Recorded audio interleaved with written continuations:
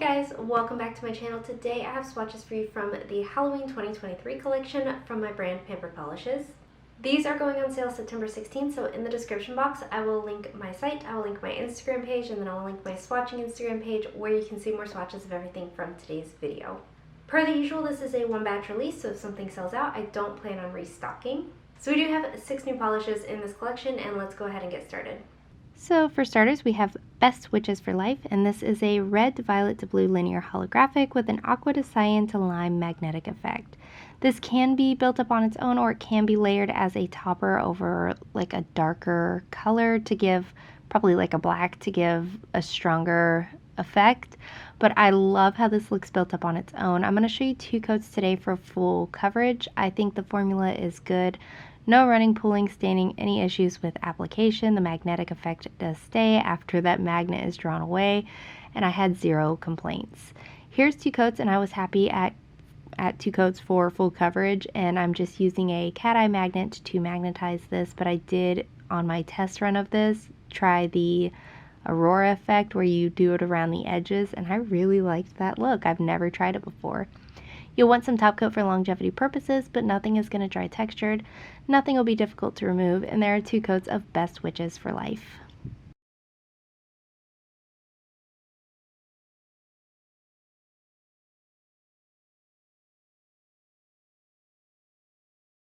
Up next we have Bone to be Wild, and this is a very light, almost white gray base with black, orange, and navy glitters. I wanted my white Crelly without being too repetitive, so I changed it to an almost white Crelly.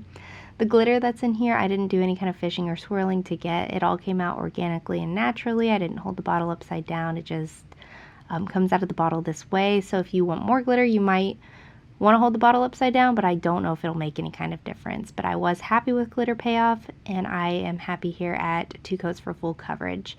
It does have more of a milky-like consistency to it, so you might end up wanting to go in for 3, but I don't know that that's really going to be the case. This is glitter, so it is going to dry with some texture. You want some top coat to smooth everything out and add some shine back to this base. And removal will require some scrubbing. Nothing in here is overly difficult, but it is a good amount of it. So there are 2 coats of Bone to be Wild.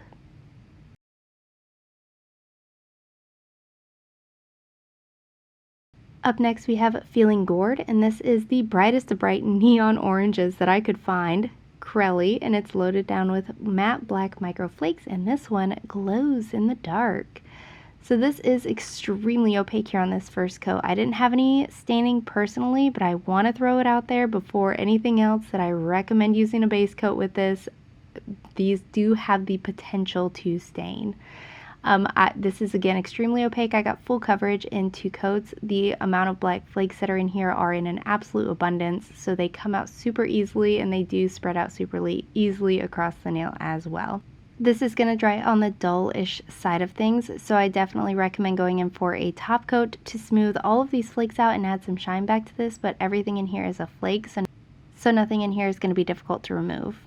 And look at how pretty this is in the dark. There are 2 coats of Feeling Gourd.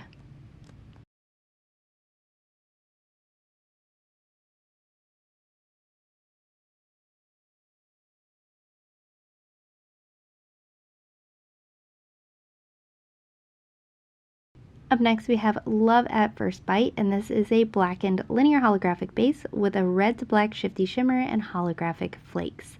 This one is pretty opaque here on this first coat. I think it has a good, easy to work with formula, not too thick or too thin, no running, pulling, or staining. The holographic effect that's in here will be more holographic, A, when it's dry, B, when it has a top coat, and C, it's blaring in the sun. I got full coverage in 2 coats. It's practically there in 1, but 2 will bring it like to an abundance. This one does, for some reason, in the end of things, read like almost brown, but if you look at it, it is definitely a black with a very strong shimmer. Nothing in here is going to dry textured. Nothing in here will be difficult to remove, just all hollow. So there are 2 coats of Love at First Bite.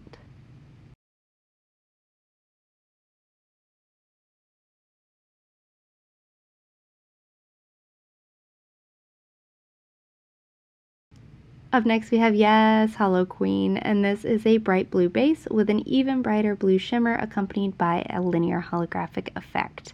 This is pretty opaque here on this first coat, not totally opaque, so I am going to go in for 2. The shimmer that's in here is very strong and it's very holographic. Again, it's going to be more holographic when it's 100% dry. It'll help intensify the hollow after a top coat, and then in the sun it is so brightly holographic. Good, smooth, easy to work with formula, no running, pulling, or staining. I had some brush strokes through this when it was wet, and those did dissipate as it dried.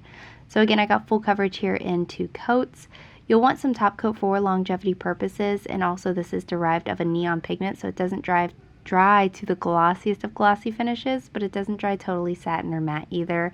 So top coat, again, I would just recommend it. Nothing in here is going to dry textured. Nothing in here will be difficult to remove either. So there are 2 coats of Yaaas Hallow-Queen.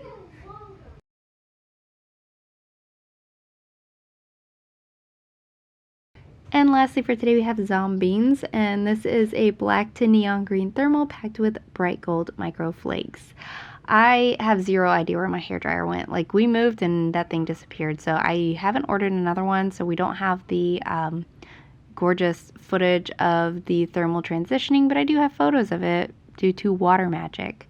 This one also has a good formula. I think a great amount of flakes come out, and I got full coverage in 2 coats. I did test it in the black state as the cold state and the green state for the warm state, and they were both opaque in 2, but depending on your application and your preferences, you might want to go in for 3. This does have a nice easy transition to it between the colors, so I do think that this one is probably my favorite of the collection. I just love the combination of black and gold, and then the neon green and gold is stunning. You'll want some top coat to bring some life back to this polish, smooth everything out, and add some shine, and removal will be easy. So there are 2 coats of Zombeans.